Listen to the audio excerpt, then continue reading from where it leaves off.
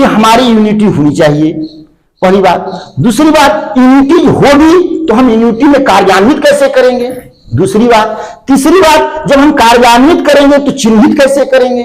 और ये तीनों चारों फार्मूला होगा जब हम अपनी शिक्षा पर जोर देंगे, हम जब अपनी अर्थ पर जोर देंगे, हम जब अपनी व्यवस्था, तब हम व्यवस्था में प्रवेश करेंगे।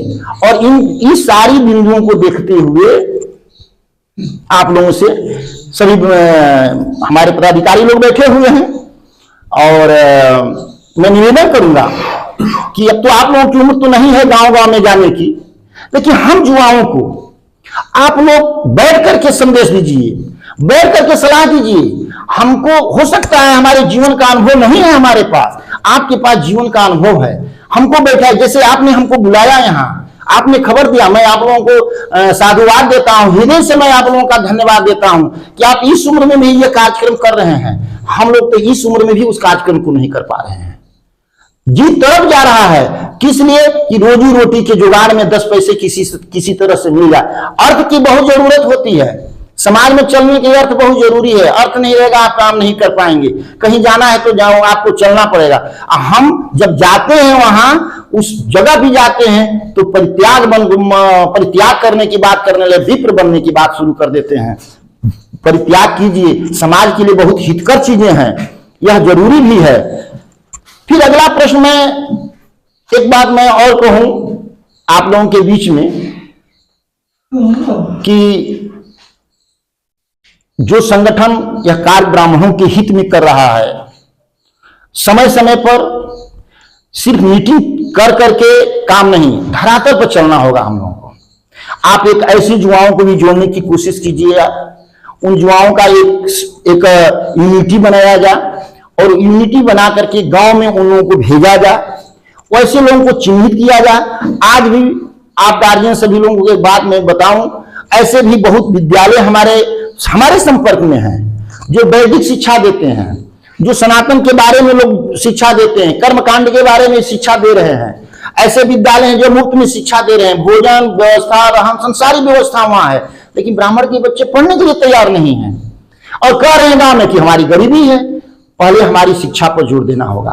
अगर ये ब्राह्मण समाज सचमुच में हम लोग ब्राह्मणों का कल्याण चाहते हैं, अगर भाषणबाजी हम लोगों के बीच में नहीं है कि हम यहाँ 5 आदमी बैठ करके अध्यक्ष महासचिव बन गए और उसके बाद इस कमरे से निकल करके फिर हम लोग अपने अपने घर जाए, अगर जोश है, मैं नहीं कर रहा, आप धरातल पर आप चलिए, आप हमको टास्क दीजिए, मैं दौड़ने के लिए तैयार हूं, मैं आगे बढ़ने के लिए तैयार हूं। और मैं वादा करता हूं आप लोगों से कि धन की कमी नहीं आने देंगे।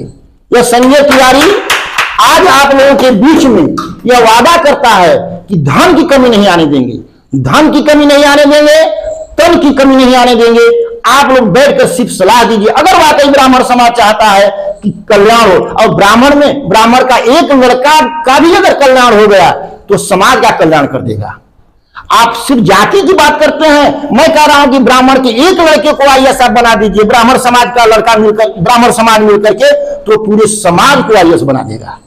तो जरूरत है इस बात की। आप एक लड़के को डॉक्टर बना देते हैं, किसी ब्राह्मण के लड़के को, वह समाज का निर्माण कर देगा। बशर्ते जरूरत है, सभा करने की जरूरत नहीं है हम लोगों को, अब आगे बढ़ने की जरूरत है। आप लोग हमको भी आशीर्वाद दीजिए। मैं अभी धर्म सम्मेलन महाराज जी कराया था और हमारे गार्जियन, क्योंकि हमारा परिचय नहीं था किसी से, और सचमुच में मैं अपने मित्र से कहा था कि मुझे गांव में चलना है, लोगों के बीच में चलना है, लेकिन मेरी इच्छा हुई, प्रभु की कृपा हुई कि धर्म सम्मेलन कराया जाए। मैं एक एक ब्राह्मणों के दरवाजे पर, गार्जियन भभुआ के 49 गांव में एक एक ब्राह्मण के दरवाजे पर गया। मैं निवेदन किया कि आपसे धन मांगने में नहीं आया हूं। मेरे कचहरी में कोई ऐसा आदमी नहीं कह सकता है कि संजय तिवारी 1 रुपया किसी चंदा मांगा है। आज 2022 से लेकर आज तक हमें चंदे की जरूरत नहीं है। मैं उन लोगों से कहा, गार्जियन आप लोग सिर्फ हमारे सम्मेलन में आ जाइए, आप वहां खड़ा रहेंगे, इस ब्राह्मण के लड़कियों को जो है पूरी ऊर्जा मिल जाएगी। धन आप मत दीजिए हमको। लोग आए वहां, झूठी अपेक्षा से, जितनी अपेक्षा हमको नहीं थी फिर भी लोग आए। शायद हम आप लोगों तक नहीं पहुंच पाए, वह संदेश हमारा नहीं गया, मैं आप लोगों से नहीं मिला, इसके लिए मैं क्षमा प्रार्थी हूं। अध्यक्ष जी से फोन से बात हुआ था, भैया दिए थे, अध्यक्ष जी आए, शोभा बढ़ाए वहां, और मेरा दिल गदगद हो गया। और गदगद ही नहीं हुआ, मैं अपने को धन्य माना कि नहीं